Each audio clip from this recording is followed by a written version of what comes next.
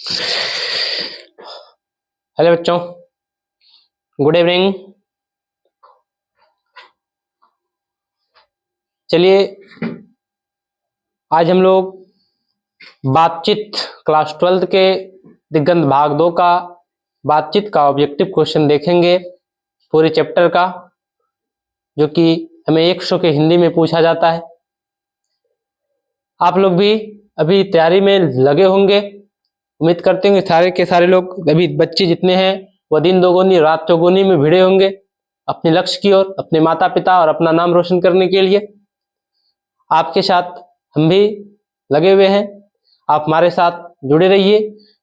जो भी इस वीडियो को पहली बार देख रहे हैं या हमारे चैनल पर पहली बार विजिट कर रहे हैं, वो चैनल को सब्सक्राइब करेंगे और अपने लोगों के साथ शेयर करेंगे, ताकि अगले को भी इस वीडियो का क्या मिल सके, लाभ मिल सके। चलिए समय को ना गवाते हुए हम आपको बातचीत के ऑब्जेक्टिव की तरफ आपके ध्यान को आकर्षित करना चाहते हैं।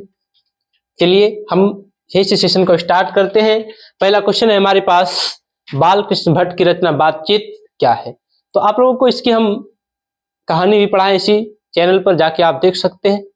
इसकी पूरी की पूरी बातें पढ़ाएं हमने, कहानी निबंध को पढ़ाया है हमने, वहां समझाया आपको एक एक लाइन करके। नहीं देखे तो जाके आप देखिए वहां, तब आपको, यदि आप किसी भी कथा कहानी को यदि सुनते हैं तो आपको उसकी ऑब्जेक्टिव क्लियर हो जाती है, चाहे वो हिंदी हो, चाहे इंग्लिश हो, चाहे किसी भी विषय की हो। ठीक, तो इसकी हमने पूरी की पूरी कथा रामायण आपको सुनाई है वहां, तो आपकी ऑब्जेक्टिव दिक्कत नहीं होगी। ऐसे यहाँ आप देख लेंगे। देखिए, कहता है बालकृष्ण भट्ट की बातचीत। ये बालकृष्ण, इसके बालकृष्ण बातचीत के रचनाकार कौन है? बालकृष्ण भट्ट जी हैं। कौन है? बालकृष्ण भट्ट जी हैं। इनकी जो रचना बातचीत ये क्या है? एक ललित निबंध है। क्या है भाई साहब? ये एक ललित निबंध है। ठीक, आगे फिर क्या कहता है? बालकृष्ण भट्ट किस युग के निबंधकार थे? युग की बात कर रही है। ठीक, काल की बात करेगी तो आधुनिक काल, युग की बात कर रही है तो ये किस काल के युग के थे? भारतेंदु युग के थे। किस युग के थे? भारतेंदु युग के थे। ठीक, उसके बाद कहता है मनुष्य की बातचीत का उत्तम तरीका क्या है? जो बातचीत करता है उसका बातचीत करने का उत्तम तरीका क्या है? ठीक, तो बातचीत करने का उत्तम तरीका है आत्मीयता से बातचीत करना, नहीं ढंग से बात करना। किससे बातचीत करना? ढंग से बात करना। ठीक, तुमने भी 3 क्वेश्चन देखा। चलिए और आगे आपको दिखाते हैं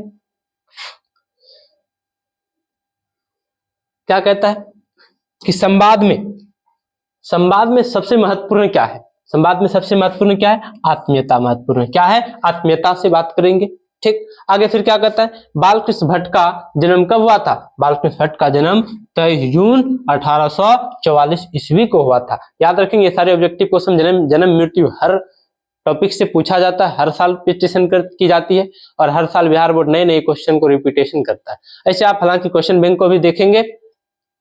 ठीक, और बिहार बोर्ड जो हमारी वो हर साल नई नई क्वेश्चन को क्या करती है? तैयार करती है। तो बालकृष्ण भट्ट का जन्म कब हुआ है? 23 जून 1844 को। ये आप इंपॉर्टेंट क्वेश्चन है, most VVI question, most VVI. ठीक, आगे क्या कहें? संयोगिता स्वयंवर। किस संयोगिता स्वयंवर के रचनाकार कौन है? कौन है बताइए? श्रीनिवास दास। कौन है? श्रीनिवास दास जी है। आगे फिर क्या कहता है? आगे कहता है कौन सी रचना बालकृष्ण भट्ट की नहीं है? कौन सी रचना बालकृष्ण भट्ट की द्वारा रचा नहीं गया है? कौन है? परीक्षा गुरु। उसके बाद कहता है कौन सी रचना बालकृष्ण भट्ट की है? कौन है? रेल का विकट खेल। ये पढ़ा है, इसकी बायोग्राफी में ही दी गई है, ऑटोग्राफी में इसकी जो सामने लेखक परिचय कराते हैं वहां। बालकृष्ण भट्ट ने कौन सी मासिक पत्रिका निकाला था बताइए? बालकृष्ण भट्ट ने हिंदी प्रदीप नामक मासिक पत्रिका क्या था? निकाला था। अगला क्वेश्चन पूछेगा बालकृष्ण भट्ट ने हिंदी प्रदीप नामक मासिक पत्रिका कब निकाला गया था? तो अगला किसी में क्वेश्चन होगा वो 1977 अंत। क्या होगा उसका? 1977। चलिए वो अगले क्वेश्चन में देखेंगे उनको भी हम। आगे क्या कहता है? आगे कहता है बातचीत किस विधा की रचना है? तो बातचीत किस विधा की रचना है भाई साहब? बातचीत एक निबंध है। क्या है? ललित निबंध के या निबंध की बातचीत की है।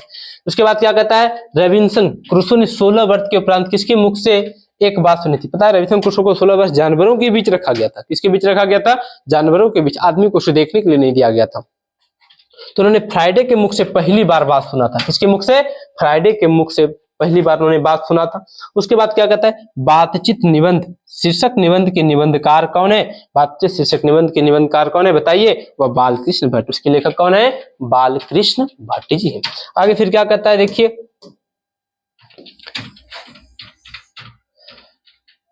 बातचीत के माध्यम से बालकृष्ण भट्ट क्या बतलाना चाहते हैं, जो बातचीत जो करते हैं, बातचीत के माध्यम से क्या बतलाना चाहते हैं हमारे लेखक जी बालकृष्ण भट्ट जी, वो क्या बतला, बातचीत की शैली, भाषा की शैली, संवाद की शैली, इनमें से कोई नहीं, क्या होगा, वो हमें बातचीत करने की शैली बताते हैं, कैसे बातचीत करना चाहिए। आपको इसी निबंध में हमने पढ़ाया होगा कि दो बूढ़े लोग क्या बात करते हैं, दो बुढ़िया क्या बात करते हैं, दो युवती आपस में क्या बातचीत करते हैं, सारी की सारी बातों हमने क्या है। तो बातचीत करना जिस तरह हमारा एक शरीर का भाग होता है यह भी हमारे शरीर का बातचीत क्या है। यदि हमारे अंदर बातचीत ना होता तो हम कैसे लगते होंगे, तो एक दूसरे से हम लोग इशारे में बात करते ना, करके रह जाते। दिमाग शक्ति है तो हम एक दूसरे से दुख सुख सारी हर तरह की समस्याएं क्या कर रहे हैं, एक दूसरों के साथ हम लोग साझा कर पाते हैं, एक दूसरे का सुन पाते हैं, एक दूसरे को क्या करते हैं, सुना सकते हैं। जब तक बातचीत ना करेंगे, जब तक ना बोलेंगे, तब तक संभव है क्या, नहीं, बोलने से ही होती है, तो जिसको लोग बातचीत कहते हैं। उसके बाद क्या कहता है अगला क्वेश्चन, भट्ट जी को किसने अंग्रेजी साहित्य के एडिशन और स्टील की श्रेणी में रखा था, किसने रखा था,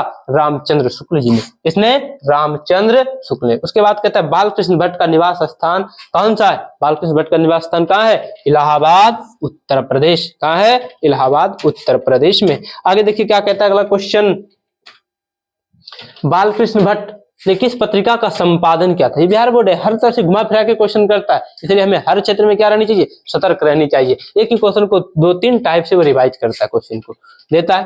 तो बालकृष्ण भट्ट ने किस पत्रिका का संपादन किया था, तो लोगों को अच्छी तरह से पता है कि बालकृष्ण भट्ट ने हिंदी प्रदीप नामक पत्रिका का क्या था, संपादन किया था। उसके बाद फिर क्या कहता है, बालकृष्ण भट्ट हिंदी प्रदीप नामक मासिक पत्रिका कब आरंभ किया था, व्यस्त बताए थे, उन्होंने 1877 में हिंदी प्रदीप नामक पत्रिका का क्या था, संपादन किया था। आगे फिर कहता है कौन सी रचना बालकृष्ण भट्ट रचित नहीं है, बताइए इसमें कौन सी रचना बालकृष्ण भट्ट रचित नहीं है, वो कौन है, मेघदूतम, कौन है, मेघदूतम। अगला क्वेश्चन है, फटाफट चलिए।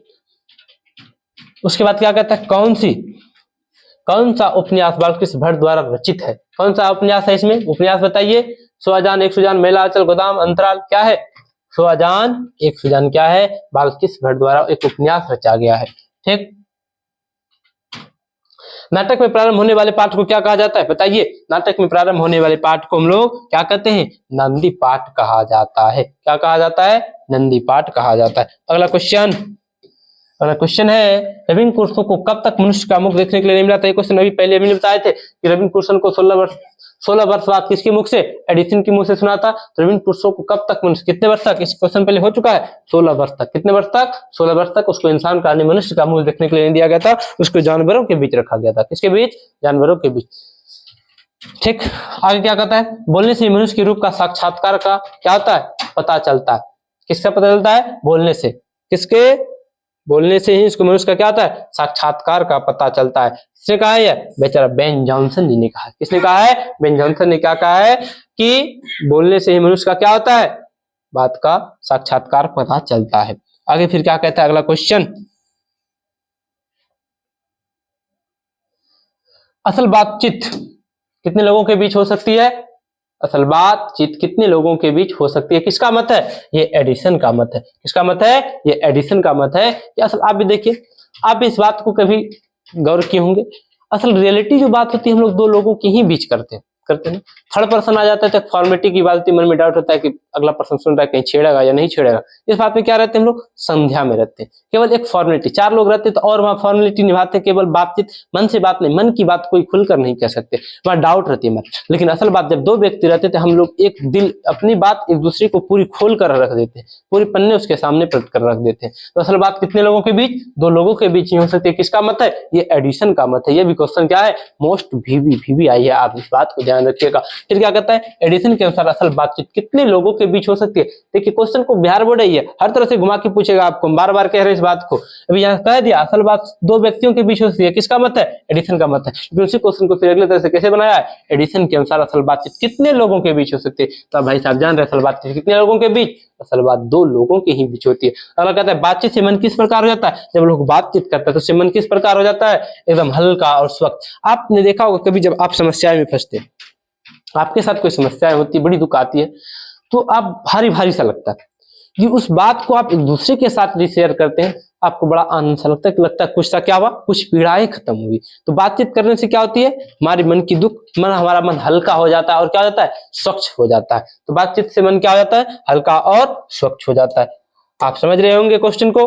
चलिए आगे देखते हैं। किसे ना होने से, कहता है किसके ना होने से, किसके ना होने से सृष्टि क्या होती है, गूंगी प्रतीक होती है। यदि हमारे अंदर वाक्य शक्ति ना हो, यदि हमारे अंदर बोलने की शक्ति ना हो, तो ये संसार हमें कैसा नजर आएगा, गूंगा नजर आएगा। कैसा नजर आएगा, गूंगा। एक दूसरे इशारे में बात करेंगे, एक दूसरे को अपना दुख प्रकट कर सकेंगे क्या, नहीं कर सकेंगे। इसीलिए बातचीत करना क्या है, बेहद जरूरी होता है। तो बातचीत करने से क्या होती है, जिसमें बात किसे ना होने से सृष्टि कैसे गूंगी नजर आती है, वाक्य शक्ति ना होने से। अगला क्वेश्चन है, आर्ट ऑफ कन्वर्सेशन कहाँ के लोगों में प्रचलित, नहीं बोलने की कला किसके लोगों में है, यूरोप के लोगों में ये बोलने की कला, आर्ट ऑफ कन्वर्सेशन। ठीक। अगला क्वेश्चन है, बालकृष्ण भट्ट किस काल के रचनाकार हैं, तो किस काल के हैं, वह आधुनिक काल के हैं। किस युग के पूछेंगे तो भारतेंदु युग के हैं, और यदि काल पूछेंगे तो किस काल के हैं, वह आधुनिक काल के कवि हैं। किस काल के हैं, आधुनिक काल के हैं। तो हम आशा करते हैं कि हम आपके साथ अभी 28 ऑब्जेक्टिव क्वेश्चन को क्या किए हैं, शेयर किए हैं। आप इसको समझे होंगे भी। आपको एक बार में समझ में नहीं आ रही है तो आप वीडियो को पुनः एक बार देखिए, 2 बार देखिए, ताकि जिन लोगों ने कहानी को, निबंध को नहीं पढ़ा है, उसे थोड़ी सी समस्याएं होंगी, तो 1 बार 2 बार देख लीजिए, क्योंकि इस अध्याय से भी ऑब्जेक्टिव क्वेश्चन 3 से 4 निकलेंगे। मोस्ट इंपोर्टेंट सारे क्वेश्चन हम आपके साथ शेयर किए हैं, पूरी अध्याय की, पूरी टॉपिक की निचोड़ करके। तो आप देखिए क्वेश्चन को और समझिए। ठीक। अगली ऑब्जेक्टिव में हम लेकर आएंगे हिंदी की यानी कि बातचीत के बाद उसने कहा था, उस पर भी आपको हम ऑब्जेक्टिव प्रोवाइड करेंगे प्रतिदिन। चलिए फिर से आप लोग चैनल को क्या कीजिए, एक बार सब्सक्राइब कर लीजिए, जो लोग सब्सक्राइब नहीं किए हैं, और एक दूसरे के साथ शेयर कर लीजिए। मिलते हैं हम लोग अगले वीडियो में, तब तक के लिए धन्यवाद।